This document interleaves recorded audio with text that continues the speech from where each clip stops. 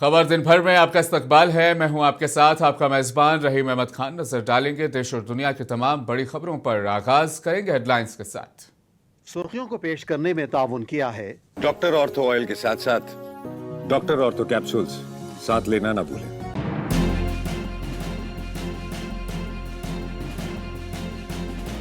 कांग्रेस ने मनरेगा से मुतालिक अपने एहतजाज को तेज करने का किया ऐलान। हुकूमत कमजोर तबकात को मुआशी अदम तहफ़्फ़ुज़ की तरफ धकेल रही है। मल्लिकार्जुन खड़गे ने लगाया इल्जाम।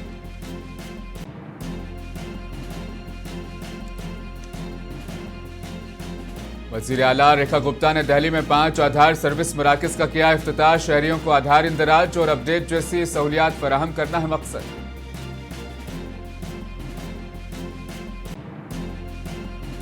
मध्य प्रदेश के भोजशाला से जुड़ा मामला। सुप्रीम कोर्ट ने नमाज जुमा पर पाबंदी और बसंत पंचमी के मौका पर पूजा की दरख्वास्त की मुस्तरद।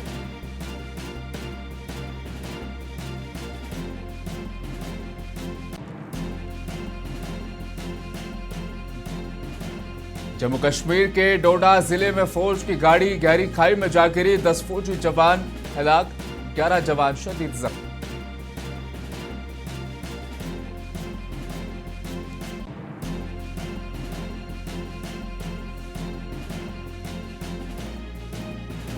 बांग्लादेश क्रिकेट बोर्ड ने T20 वर्ल्ड कप का बाइकआउट किया। भारत में मैच खेलने से भी किया इंकार। क्रिकेट दुनिया में मची हलचल।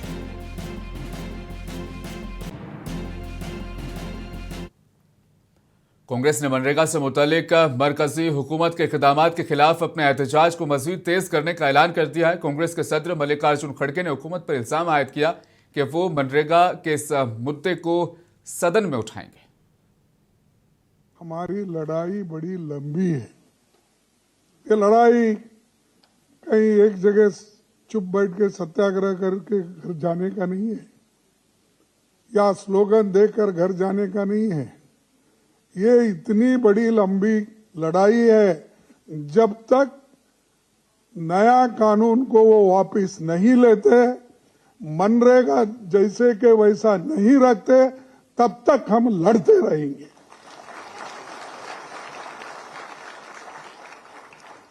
मनरेगा बचाओ मोर्चा मैं देश के विभिन्न इलाकों से पधारे सभी मित्रों का तो स्वागत किया हूं, फिर एक बार करता हूं।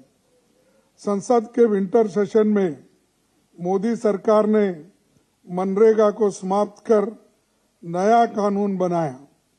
अभी जो राहुल गांधी जी ने कहा तो वो कानून का नाम मेरे को भी नहीं आता बराबर, तो क्या क्या है। अरे हम तो महात्मा गांधी जी का नाम लेकर मनरेगा बनाए थे, तो इनको क्या रोग हो गया है कि वो मनरेगा के पीछे ही पड़े हैं। ग्रामीण भारत के गरीबों कमजोर तबकों पर हमला किया, जिसका देश भर में विरोध हो रहा है। जल्दी ही बजट सत्र शुरू होगा, जिसमें इस मसले को हम लड़ेंगे। ये वायदा हम आपके पास करते हैं। दिल्ली के सीएम रेखा गुप्ता ने आज शहर में 5 नए आधार सर्विस मराकज़ का बाज़ाब्ता इफ्तिताह किया। इन मराकज़ के क़याम का मकसद शहरियों को आधार से मुतल्लिक खिदमात तक आसान, तेज़ और शफ़ाफ रसाई फराहम करना है। वज़ीर आला ने इस मौके पर कहा कि नए मराकज़ के आगाज़ से आधार इंदराज, अपडेट और इस्लाहात जैसे कामों में लोगों को बड़ी सहूलत मिलेगी।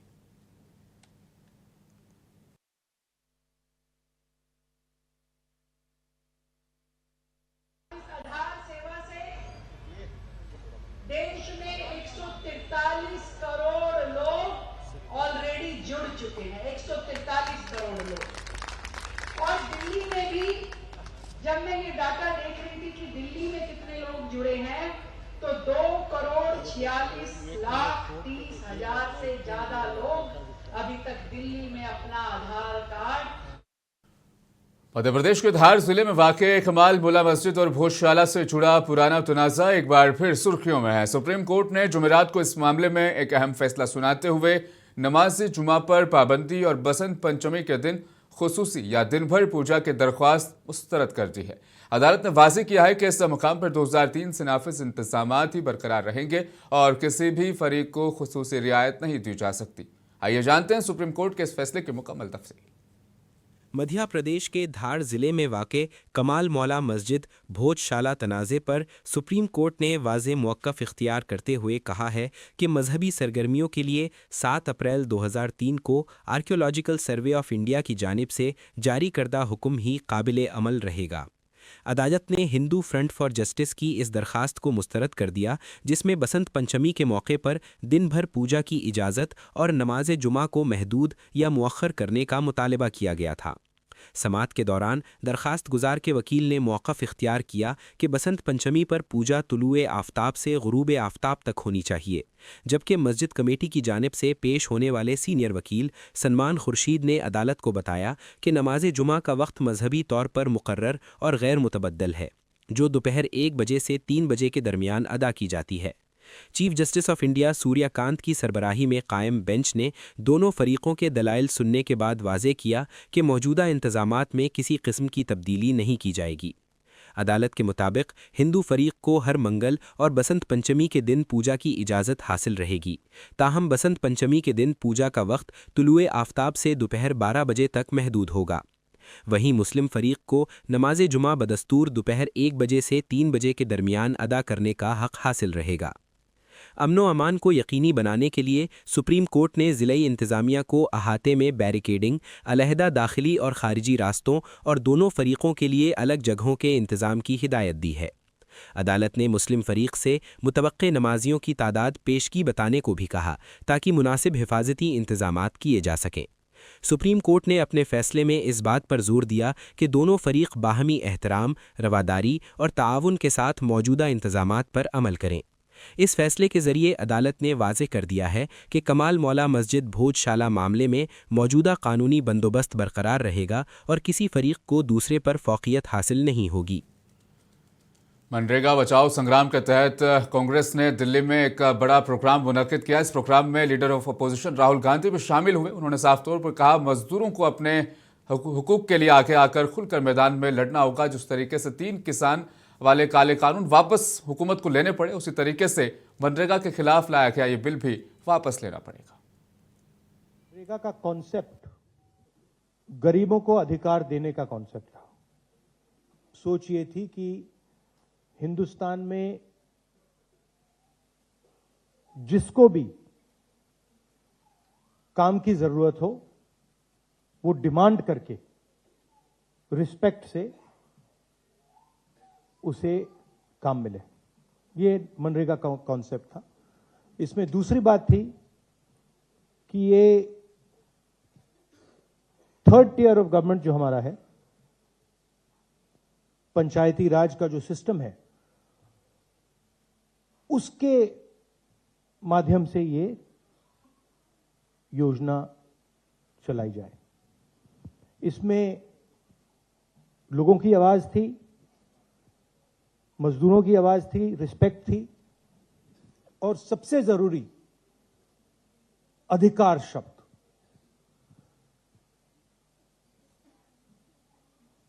हर गरीब व्यक्ति को इस योजना ने रोजगार का अधिकार दिया। अब उस कॉन्सेप्ट को नरेंद्र मोदी जी और बीजेपी खत्म करना चाहते हैं। कुछ साल पहले उन्होंने किसानों पर आक्रमण किया था, काले कानून लाए। मध्य प्रदेश में वोटर लिस्ट से नाम हज़फ किए जाने के मामले पर सियासी तनाज़ा शिद्दत इख्तियार कर गया है। कांग्रेस के रियासती सदर जीतू पटवारी ने इल्जाम आयद किया है कि बीजेपी हुकूमत के दौर में खुसूसी नजरसानी मुहिम यानी SIR के दौरान वोटर लिस्ट से गैरकानूनी तरीके से नाम निकाले जा रहे हैं। जीतू पटवारी का कहना है कि यह अमल जमहूरी हुकूक पर हमला है और उसके जरिए मखसूस तबकों को वोट के हक से महरूम करने की कोशिश की जा रही है। जितने हमारे आरओ हैं विधानसभा का, जिनको काम दिया गया SIR का, उनसे भी प्रार्थना करता हूं, और जो BLO है जो बूथ पर SIR की प्रक्रिया को पूर्ण कर रहे हैं, उनसे भी प्रार्थना करता हूं कि 11 लाख नाम 3 दिन में बढ़ना, 4 लाख से सीधे 11 लाख हो जाना फॉर्म 7 के अंतर्गत, इस बात के लिए साजिश के ओर मैसेज देती है जो भारतीय जनता पार्टी ने किया है। भारतीय जनता पार्टी का अखबारों में आ रहा था कि फॉर्म 7 के अंतर्गत मंत्रियों की ड्यूटी लगाई गई है कि 50-50 वोट की रक्षा करो। फिर राजस्थान हुकूमत ने ऐलान किया है कि आइंदा बजट इजलास में एक बिल असेंबली में पेश किया जाएगा जिसके तहत हुकूमत को रियासत के बाज़ इलाकों को बड़ा एरिया करार देने या आबादियाती अदम तवाजुन से निमटने और जायदादों के मुबैना जबरी फरोख्त को रोकने के इख्तियारात उस बिल में हासिल होंगे। डेमोग्राफी चेंज के मसले को इसमें शामिल किया गया। हुकूमत का मौक़िफ़ है कि कानून फ़िरका वाराना कशीदगी और अमन अमान की सूरत हाल को बेहतर बनाने के लिए ज़रूरी है, जबकि अपोजिशन कांग्रेस ने इस आइन के मुनाफी करार देते हुए इल्ज़ाम आयद किया है कि बीजेपी राजस्थान में गुजरात मॉडल नाफिज करने और मजहबी बुनियादों पर तकसीम को फ़रोग़ देने की कोशिश कर रही है। जमात इस्लामी राजस्थान ने भी मुजव्वज़ा बिल की मुखालफत की है। उसको मंजूरी दी है, विधानसभा में पेश किया जाएगा। हम ही कहते हैं कि ये तो एक तरह से सरकार की नाकामी को दर्शाता है कि वो अपने ही प्रदेश के कुछ क्षेत्र को अशांत क्षेत्र घोषित करे। क्यों, आखिर ऐसी क्यों क्या ज़रूरत पेश आ गई?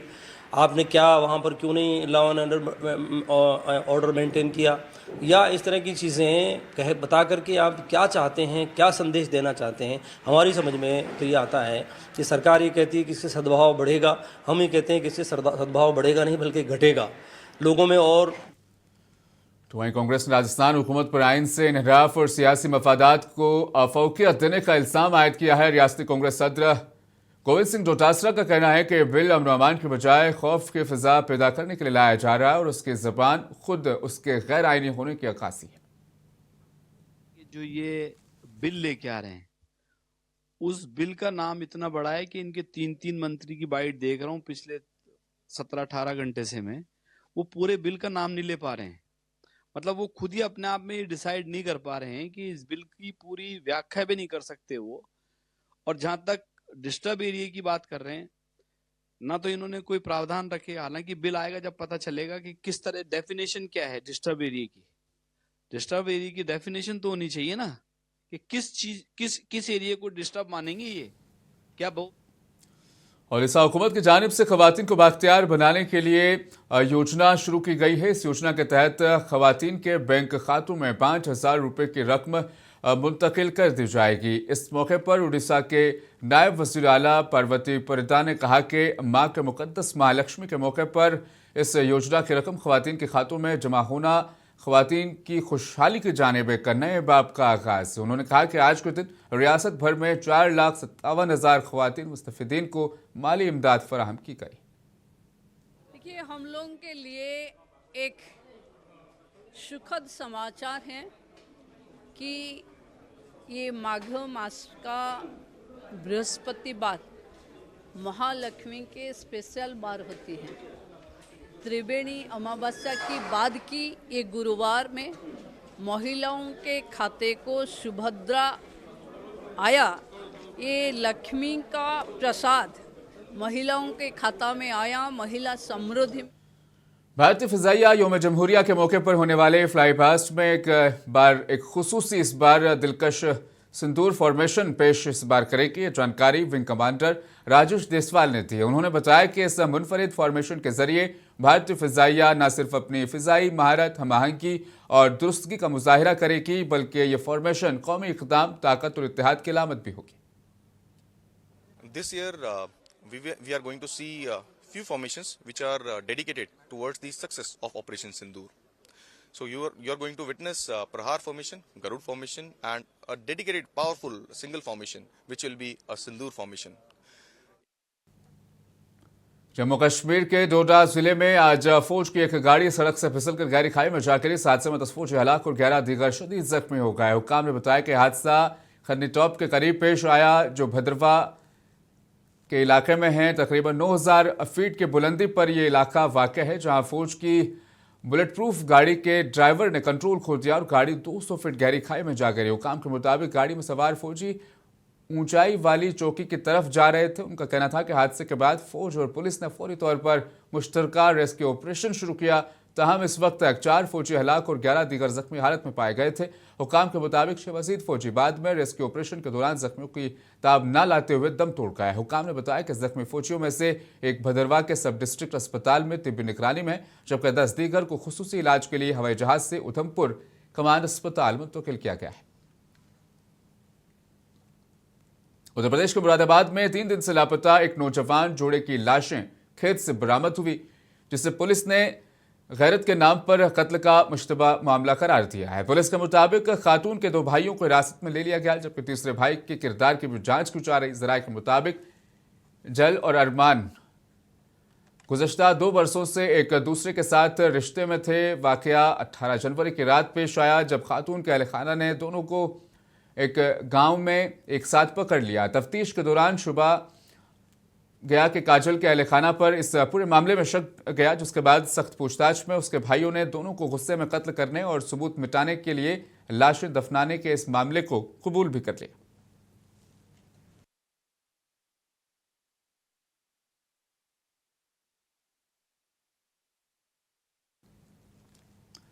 नई दिल्ली गालिब अकेडमी में जश्न यौम जमहूरिया के मौके पर दिल्ली उर्दू अकेडमी और इकरा हमदोनात अकेडमी के इश्तराक से मुशायरा मुनाकिद किया गया। इस अदबी प्रोग्राम में शेर व सुखन से वाबस्ता मारूफ शोरा, नात-ख्वां और सामीन की बड़ी तादाद ने शिरकत की। मुशायरे में मुल्क की तहजीबी यकजहती और कौमी हम-आहंगी का खूबसूरत मुजाहिरा देखने को मिला।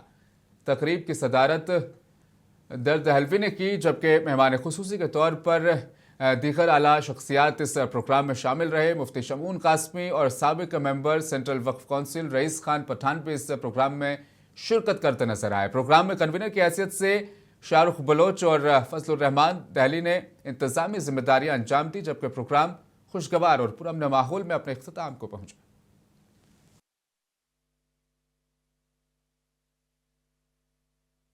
अब ये मौजूद गालिब अकेडमी के अंदर, जहाँ पर जश्न जमहूरिया की मुनासबत से मुशायरे का एहतमाम किया जा रहा है। हमारे साथ खास बातचीत करने के लिए मौजूद मुशायरे के कन्वीनर कारी फजलुर रहमान साहब। सर, क्या कहना चाहिए, किस तरह का प्रोग्राम है और कौन कौन लोग इसमें शरीक हो रहे हैं? सबसे पहले तो आप सभी को आदाब, अस्सलाम वालेकुम। बहुत शुक्रिया गुफरान भाई आपका कि आपने इस लायक समझा कि हमें बोलने का मौका दिया।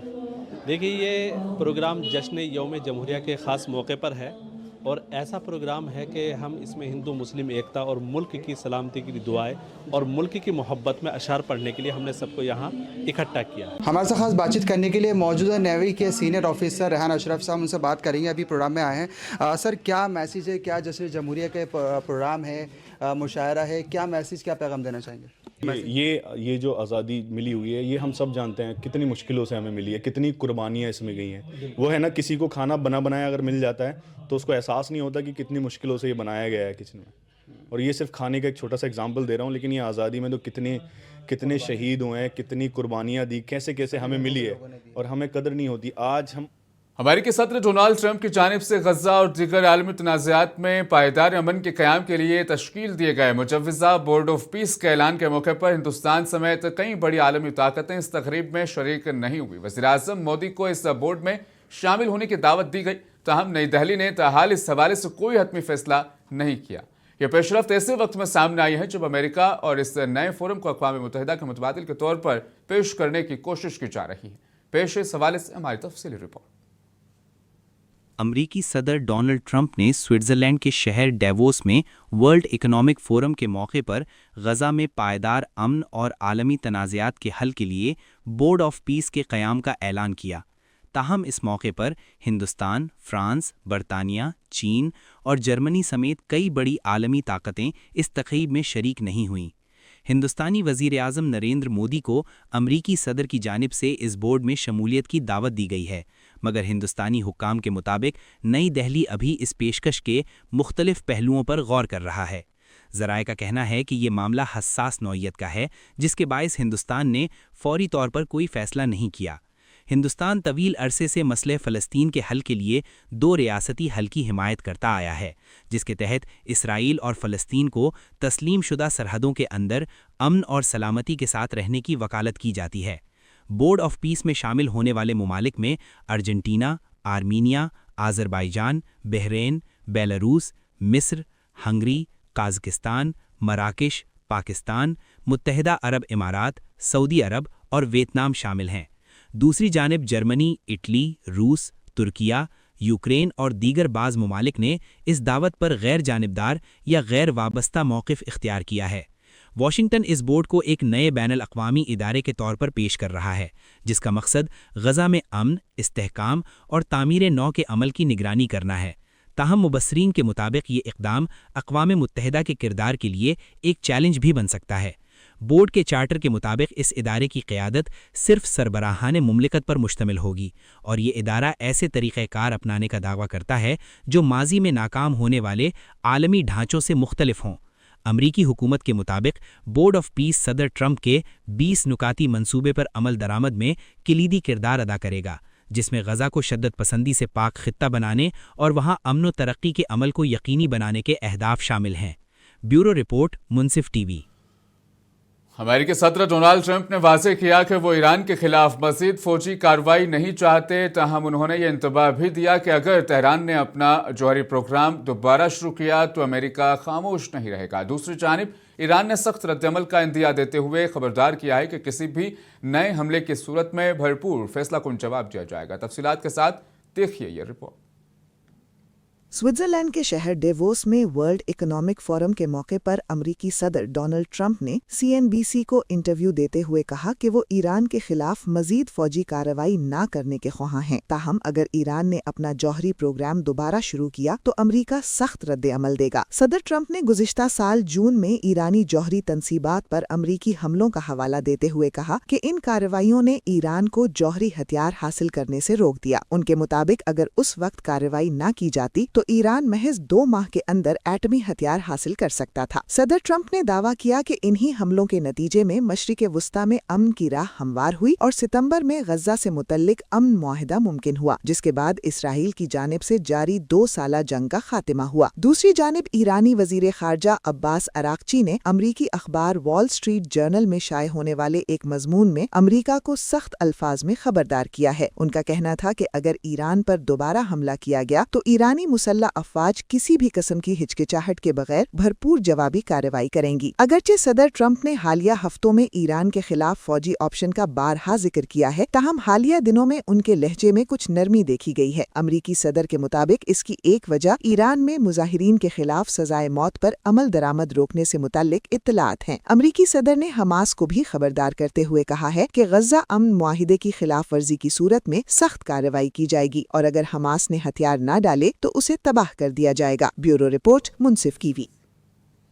अमेरिकी सदर डोनाल्ड ट्रंप और मिस्र के सदर अब्दुल फताह अल सीसी के दरमियान स्विट्जरलैंड के शहर दावोस में मुलाकात हुई, जिसमें मशरिक़ वस्ता के हसास तरीन मामलात बिलखुसूस गज़ा के सूरत हाल, अमन अमल और दरियाए नील से मुतल्लिक तनाज़ुर पर तफसीली गुफ्तगू की गई। दोनों रहनुमाओं ने एक दूसरे की क़यादत और बाहमी ताल्लुकात को सराहा, जबकि खित्ते में अमन की क़याम के हवाले से मुश्तरका अज़्म का इजहार भी किया गया। तफसीलन आप रिपोर्ट देखिए। स्विट्जरलैंड के शहर डेवोस में आलमी इक्तिसादी फोरम के मौके पर अमरीकी सदर डोनाल्ड ट्रंप और मिस्री सदर अब्दुल फत्ताह एल सीसी के दरमियान अहम मुलाकात हुई, जिसमें खित्ते की सूरत हाल, गज़ा जंग बंदी और अमन अमल पर तबादला ख्याल किया गया।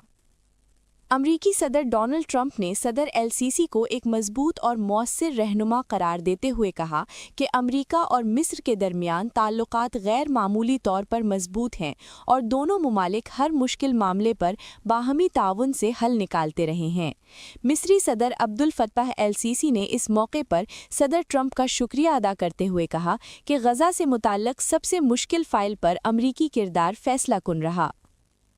उन्होंने कहा कि सदर ट्रंप की मुदाखलत के बगैर गज़ा में जंग का खात्मा मुमकिन नहीं था और मिस्र इस अमल के अगले मरहले में मुकम्मल ताउन के लिए तैयार है। सदर ट्रंप ने ईरान के जौहरी प्रोग्राम पर बात करते हुए दावा किया कि अगर अमरीकी कार्रवाई ना होती तो ईरान चंद माह में एटमी हथियार हासिल कर सकता था और यही इक़दाम मशरिक़ वस्ता में मौजूदा अमन की बुनियाद बना। उन्होंने कहा कि अगरचे खित्ते में बाज़ मकामात पर कशीदगी मौजूद है, लेकिन मजमूई तौर पर मशरिक़ वस्ता आज पहले से कहीं ज़्यादा अमन के करीब है और मिस्र ने इस अमल में अहम किरदार अदा किया है। अमरीकी सदर ने एक बैनुल-अक़वामी बोर्ड ऑफ पीस के क़याम का भी ऐलान किया, जिसमें मिस्र समेत कई अहम ममालिक की शमूलियत मुतवक्के है और इसे दुनिया का बावकार तरीन अमन फोरम करार दिया जा रहा है। ब्यूरो रिपोर्ट, मुनसिफ टीवी। बांग्लादेश क्रिकेट बोर्ड ने T20 वर्ल्ड कप के हवाले से बड़ा फैसला करते हुए टूर्नामेंट के बाइकआउट का ऐलान कर दिया। बोर्ड का कहना है कि बांग्लादेश की टीम भारत में मैच खेलने के लिए तैयार नहीं है और इसी मौक़िफ़ पर कायम रहेगी। इस राय के मुताबिक सिक्योरिटी खदशात और दीगर इंतजामी वजूहात की बुनियाद पर बांग्लादेश क्रिकेट बोर्ड ने यह बड़ा कदम उठाया है। BCB के आला हुकाम का कहना है कि जब तक उनके खदशात का सामना हल नहीं हो जाता, टीम भारत में जाकर क्रिकेट मैच नहीं खेलेगी।